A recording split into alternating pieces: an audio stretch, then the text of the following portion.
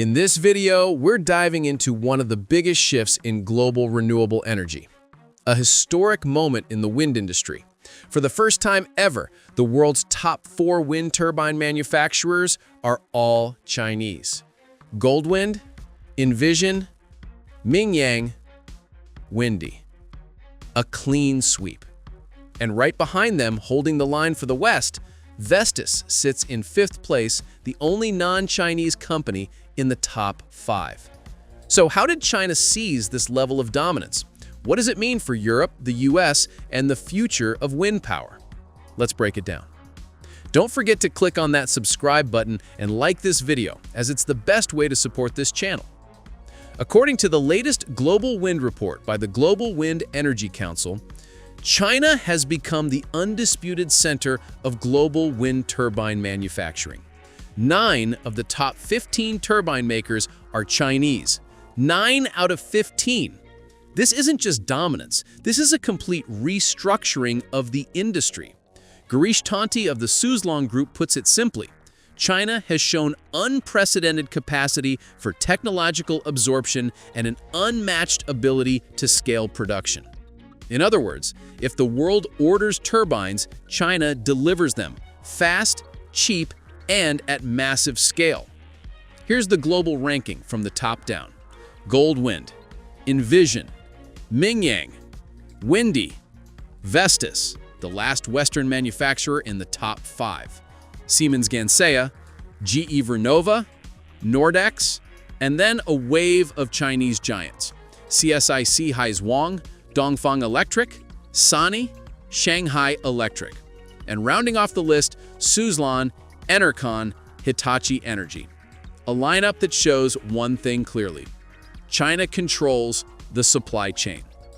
Jonathan Cole, president of GWEC, warns that Western companies now face a critical challenge. They must reinvent their value proposition, and fast. Innovation, digital tools, and deeper partnerships will decide who survives. Global wind installations hit a new all-time high. A massive 117 gigawatts of new capacity was added worldwide. Most of it, an overwhelming majority, came from China, Europe, and the United States. Onshore wind dominated. Offshore wind, on the other hand, slowed down significantly, held back by high financing costs and delays across key markets. Jonathan Cole put it bluntly: offshore growth has been disappointing. Capital costs and permitting delays are stalling major projects. Europe is trying to fight back. The continent saw a rise in new installations and strengthened its manufacturing base thanks to industrial support policies, local content rules, new manufacturing incentives, and major reforms under initiatives like the Net Zero Industry Act. Europe is rebuilding its wind supply chain, but the gap with China remains enormous. Germany and the United Kingdom lead the charge. Both countries added significant new wind capacity and expanded their offshore portfolios.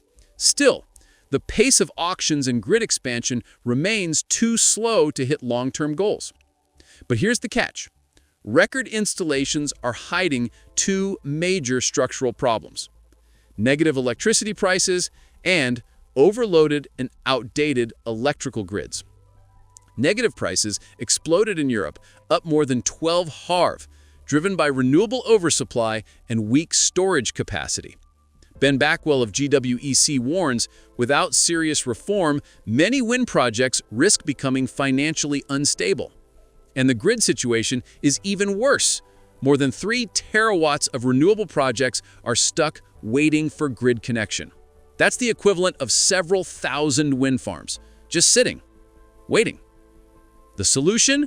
Massive grid upgrades, more storage, and new market structures that reward flexibility instead of punishing it. The United Kingdom and Germany stand out as the markets to watch.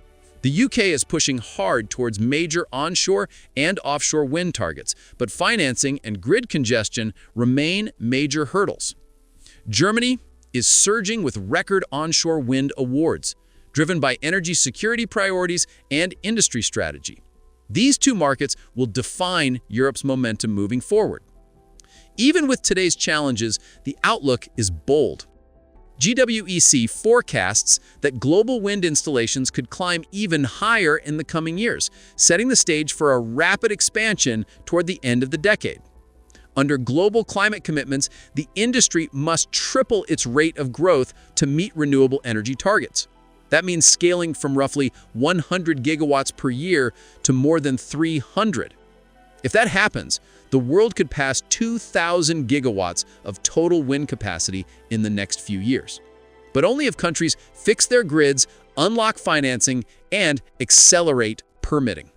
As Jonathan Cole puts it, the future of the industry depends on the decisions made today. China's dominance is reshaping the global wind industry. Europe is fighting to rebuild its manufacturing base, and the world is racing to expand wind power faster than ever before. The question now is simple. Who will lead the next stage of the energy transition? If you found this breakdown useful, hit like, subscribe, and share. And tell me in the comments, can Europe catch up with China?